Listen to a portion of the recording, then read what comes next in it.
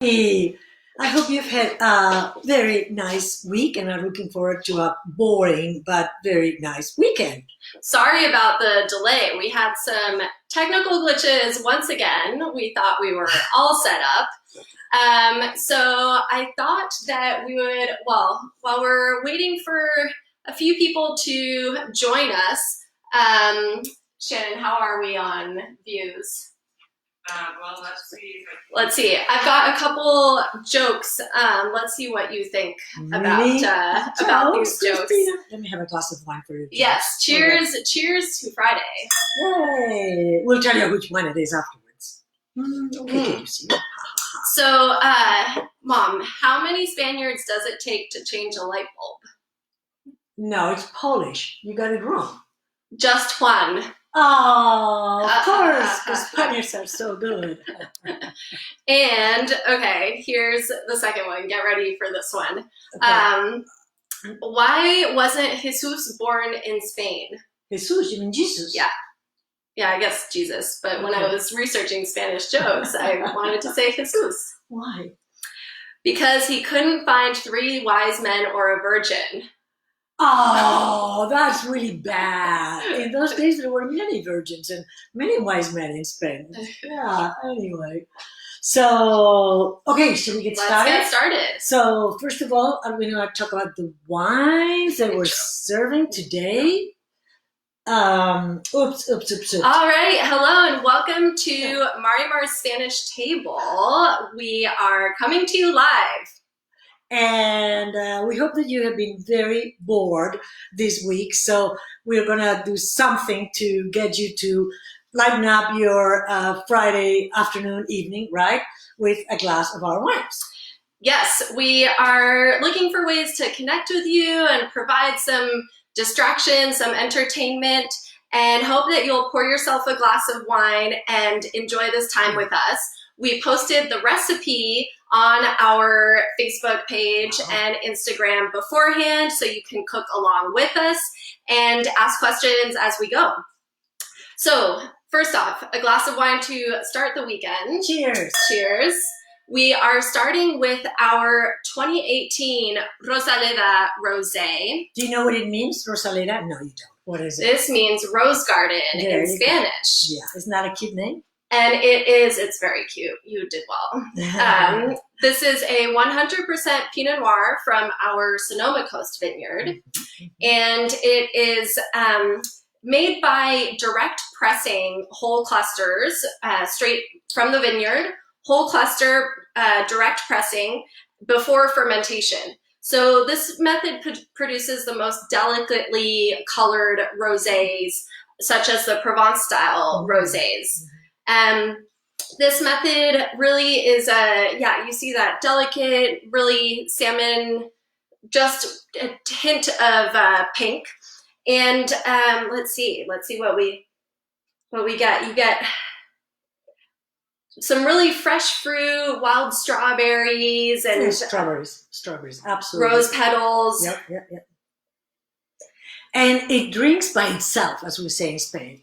Is that English? No, right? It drinks. I don't think it's very easy to drink, anyway. Really nice acidity, nice minerality, and we are down to our last few cases of the 2018 Rosaleda Rosé, which is at its best right now. Mm-hmm. And our second wine today is our 2015 Método Antiguo Pinot Noir. Which nobody can pronounce. I can't understand it. And they can say Método Ancien in English, in Spanish, in French, but Método Antiguo means old method. Yes, it means old method because we're talking Pinot Noir from the same vineyard. Oh, yeah, that's right. The Sonoma Coast vineyard, Doña Margarita. And Método Antiguo, old method, because we are using a whole cluster fermentation. So this means that basically you don't press the grapes, the red grapes, before starting fermentation. And the grapes, the whole berries, and intracellular fermentation starts inside the berry. What's intracellular fermentation? Like inside the the berry. The berry. Fermentation inside the berry. Okay. And so this goes very slowly, and you have to be very careful with sanitizing, and because you have much less control than fermentation with yeast, because this does not require yeast, because the fermentation starts inside the berry.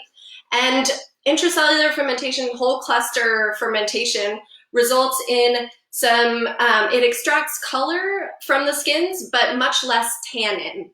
So the wine is really silky and smooth. It is. The wines are really full of fruit and have a very distinctive cinnamon spice character.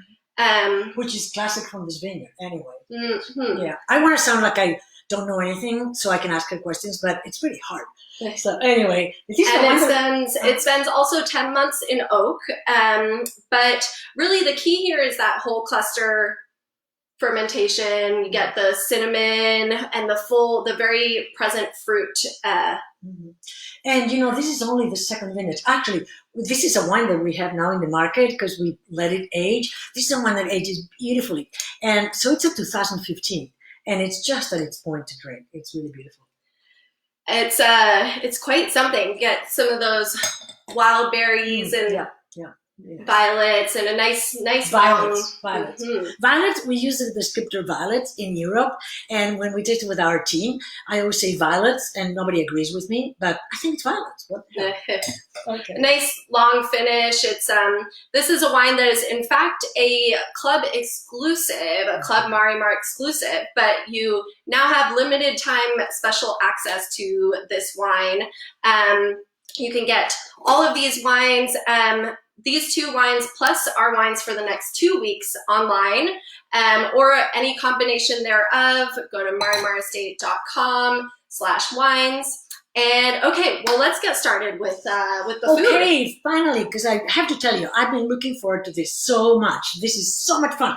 And okay, so we will start with our recipe for the ham terrine, which we call in Catalan Pastís de Pernil. It's a ham terrine with herbs and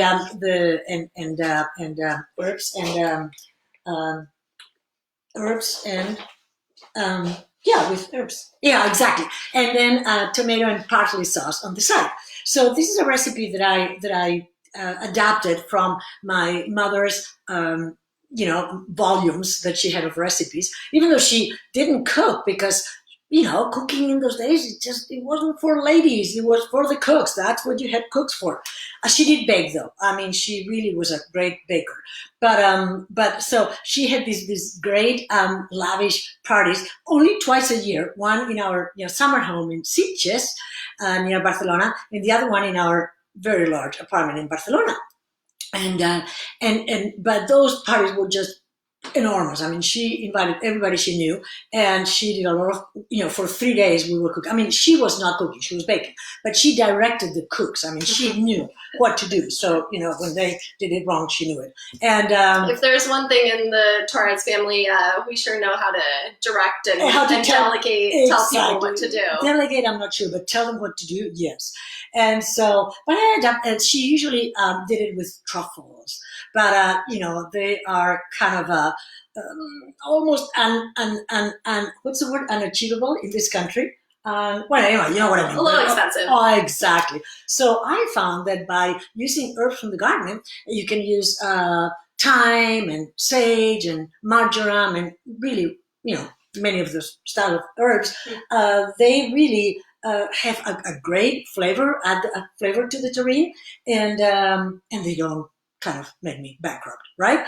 So this is a ham terrine. It's a meaty terrine, but make sure to get the best ham you can. This is definitely worth it. It's a very nice ham, and we will start. Oops, thank you. Oh, thank you. And we will start with making a white sauce. A white sauce is really what we call it's the easiest of the French sauces to make. It's called a béchamel in France, right? And you can see that it's easy because you just put here in this little pot, right? Oh, what I did also, I divided the recipe in two so that we can show you the final product.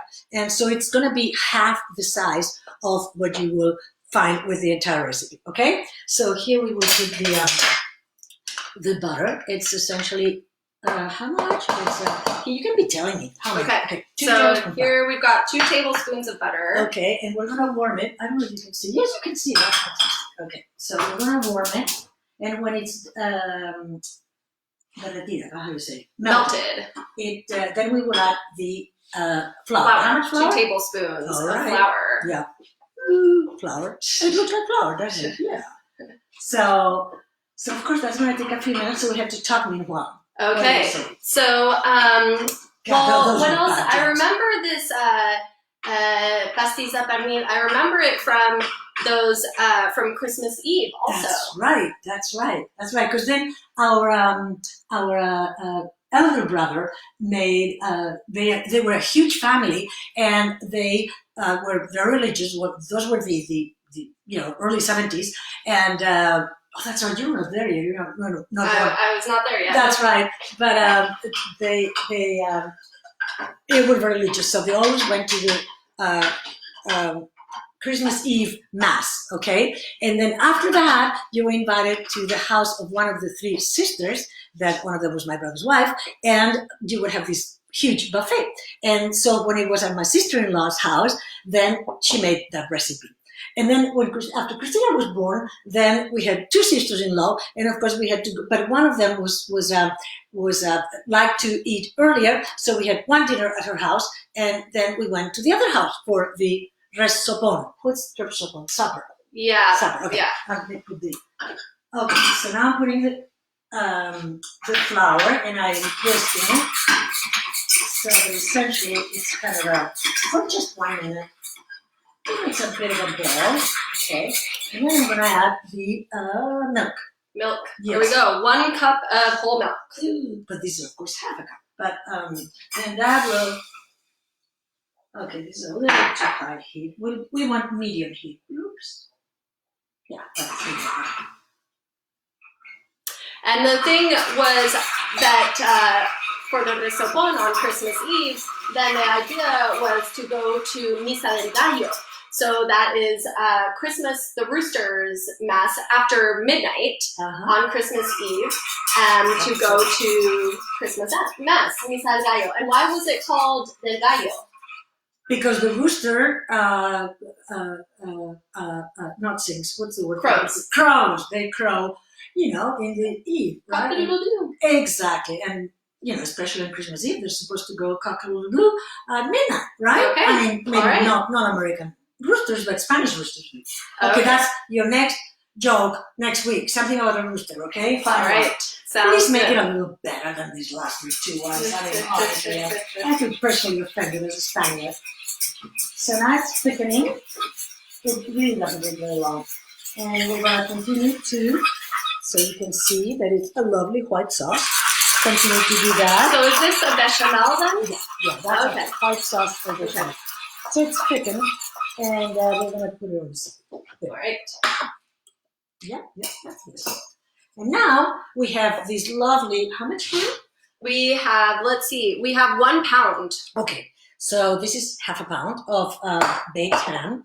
And then we have here 2 lovely eggs from our chickens. Yes, from our chickens. Those who tuned in last week know that, or who have been to visit us, know that we have chickens, wonderful fresh eggs available that we go and pick in the morning. And it just makes for a wonderful, wonderful breakfast. So now we're going to blend this here, or mix it, whatever you say. And we're going to also mix, what else? The herbs, right? Mm-hmm. So that's going to be, how much herbs? Yeah, let's see. The herbs, we do 2 teaspoons of finely chopped fresh herbs. Okay. So I think that here we put thyme and oregano. And then we put also some sherry, okay? I like to use Amontillado sherry because it has a lot of flavor. And it's not, it smells wonderful. I always, when I hear Amontillado, I always think of Hannibal Lecter, something about a nice cask of Amontillado. Really? I've never watched that movie. It terrifies me, but I remember hearing that line, and now Amontillado brings that to mind. I remember the liver with Chianti. Yeah. Do you guys remember that? Yeah. Okay, so now this is white pepper. Something like what? How much? Okay. And some fresh lemon juice. Exactly. Oh. And that's something that I added. It's not in the book, but I decided that a little lemon was very, very good. And now we're going to blend it with... All right, and for those who are just tuning in now, we are tasting our 2018 Rosaleda Rosé of Pinot Noir. This is a 100% Pinot from our Sonoma coast. And it is made by direct pressing whole cluster Pinot Noir. So very, just a hint of rose pink color and very fresh, nice fruit. Sand, a lovely sand color. And our 2015 Método Antiguo Pinot Noir, made also from the Sonoma Coast Vineyard Pinot and made by whole cluster fermentation, which means that the fermentation starts literally inside the berry and really preserves, adds a really full fruit and adds distinctive spice cinnamon notes. Violets, remember the violets? Yes. Okay, so now we're adding the white sauce, okay, to the mixture. This recipe is really easy, I swear. And of course, if you are like me and you like to use the little last piece of it, you are going to use no, I use my, my mother was wonderful. She said the best utensil in the kitchen is the spatula. Because it allows you, to have a little, she was... This is true, you and I both, we obsess over scraping out every last bit. And now I've taken to baking on Sundays, and so it's always scraping out the last bit of whatever is brownie dough or something from the bowl. Oh, I made a glorious... Oh my gosh. Julia Moskin's brownies from the New York Times this past weekend, and they are pretty glorious. And she makes me eat them at the end of the day, and then the next morning I've gained a pound or so, and they're worth it, right? So worth it. Yep. Do you guys find that you're eating more and drinking more wine these days of home sheltering? I do, but someday this will be gone and then we will lose weight. Then I'll show you some vegetarian recipes and something that will keep you in such great shape. Okay, and now this is very easy. Now we got the ham terrine. This is it, kid. And now we're going to... we're going to taste it, of course. So we take our tasting spoon. You want to taste here? Okay, and I'm going to taste with this. Lemon? I think it's perfect. Okay, perfect it is. I think it's perfect. And so we're going now to put it in. And reminder to ask questions as we go along. We'd love to hear what's on your mind, or any clarification about the wines or the recipe, or about my mom's childhood growing up in Spain under Franco. I have so many stories. Cristina was saying to her, Mom, aren't you going to run out of stories? I have one story for every day, just about 365 or more. And there was my little piece here. What I do is that I butter this mold, which, as I said, this is half a mold, right? And then I also put a piece of parchment paper, which is buttered, okay? So I'll butter that too, a little bit. And then we will just put this inside. There we go. There we go. Oh, well. You want me to hold? Yeah. Oh, thank you so much. Okay. You can see the what it looks like. There we go. The mixture. It looks like a hand terrine now. It does. Really? Well, not yet. In the way to becoming a hand terrine. And this is a really nice first course. It's how would you serve it? As an appetizer, no. I would serve it as a first course. Yeah, as a first course, or like a light lunch. Yeah. It's really, really nice. Served room temperature. Yep. Room temperature, I think is best. You get out of here. We have to use the last bit of it, right? There we go. Mm-hmm. And so then this goes in the oven. Yes, ma'am. Okay, but we're going to work some magic here and going to fast forward. How long does this go in the oven for? So you put it in the oven inside a pan with hot water, right? So Inside a I pan found one exactly with the hot size. water. Okay, so pretend this is hot water. We just heated it, and it's about 1 inch or so. And then you put the terrine inside. And then it goes in the oven like that? Yeah, just like that. And why in the pan with the hot water? Because it has eggs, so you don't want for the eggs to cook too fast. And by having the hot water around, it slows down the heat. Yep. Okay, so we're gonna work magic. Are you ready? Well, first we put it there, and then we'll pretend that we've had, how much does it say? Half an hour, right? No. Yeah, so watch half an hour go, just like...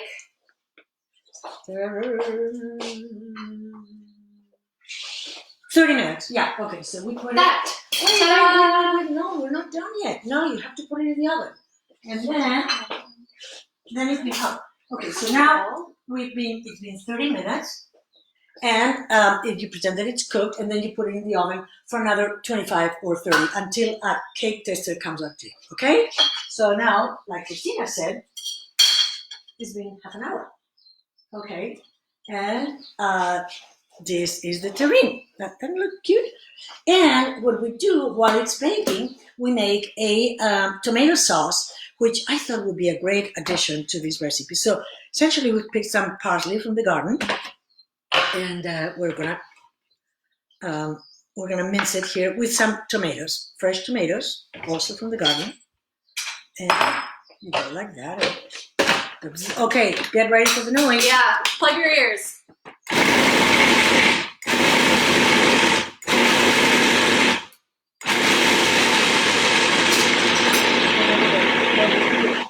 We put the sauce under. Okay, then we're gonna put the rest of the ingredients. Can you tell me? It's cherry vinegar, right? Sherry vinegar. Yep. And extra virgin olive oil. There we go. And from Spain. Yes. And tomato paste. Okay, a little bit of tomato paste always helps with flavor for the tomato sauce, I think. All right. Now, I always make this tomato sauce at the last moment because since it's fresh tomatoes, it tends to ooze some kind of some water. And so I spoon it on the dish at the very last moment. And some pepper? Okay. And there we go. There we go. Pretty easy, huh? And again, you got the full recipe posted. Okay. And actually, just by magic, we have the tomato sauce. Look at how beautiful it looks. Imagine that. Okay, so we're going to spoon a little bit. A little bit on the dish. Okay, this lovely dish. And like that. And we're going to put it over a little bit of... we have our ham terrine. Put it... Just plop, plop. Okay, like that. And as a decoration, God, I don't know how to put it vertically. And this is, really totally optional, but I take some chives from my garden and I put them here with a couple of cherry tomatoes. Thank you. It looks really cute. Okay, I think it's time to try. Okay, can you see what it looks like? There we go. It's going to fall off. Okay. Well, with the tomato sauce, it's a little tricky, but... Yeah. Essentially. There we go. Okay, let's see. Now we have to see how it pairs with the wines. Exactly. Okay. All right. So here we are. Gonna concentrate now.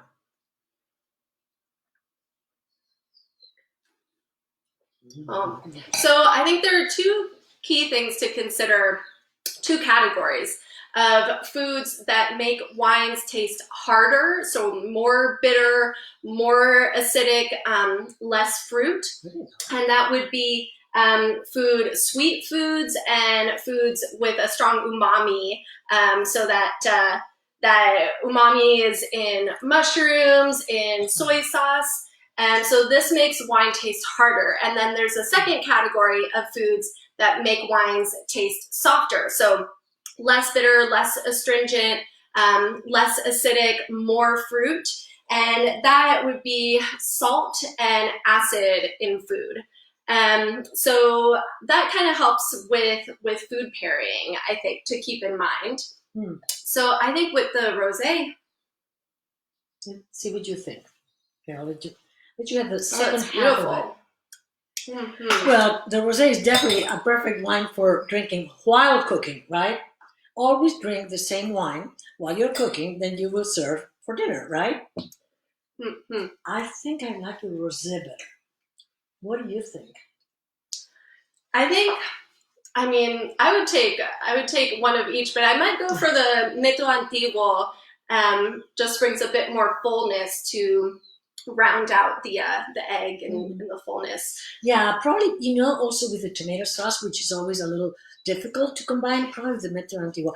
Have we said why old method? Yes. Okay, so that's the way that wine, great wine used to be made, right, in the old days.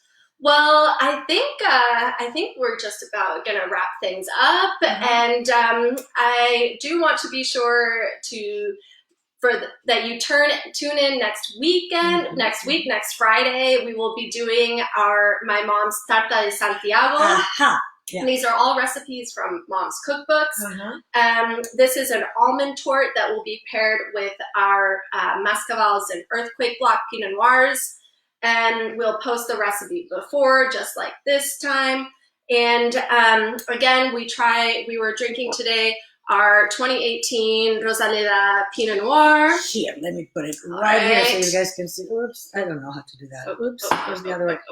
I don't know. I got it. But I learned. I promise. And our 2018 Rosaleda Pinot Rosé and our 2015 Método Antiguo Pinot Noir whole cluster fermentation. And these wines, you can get these wines and the wines for the next 2 weeks online at marimarstate.com/wines. And we are featuring 3 of our current releases and 3 of our club exclusive wines, which we invite you. You have a special limited time access to our club wines. We invite you to join our wine club as well for all sorts of great benefits and perks and more of my mom's cooking. And well, that's right, because you get a cookbook, which I'm delighted to sign. The main reason for writing a cookbook is so that you can sign it for friends. It's so much fun. And I think with that, we will sign off. Yeah, check out our wines. You can get any combination online, and tune in next week at Friday, 5 p.m. And this one really ages beautifully. Also, the first vintage we made, we thought, is this wine with the beginning, like from the barrels, and then about about 10 months later, before bottling, or after bottling, it started to develop, and it's just so soft and so pleasant. So anyway, cheers. All right, Cheers, guys. Have a great weekend.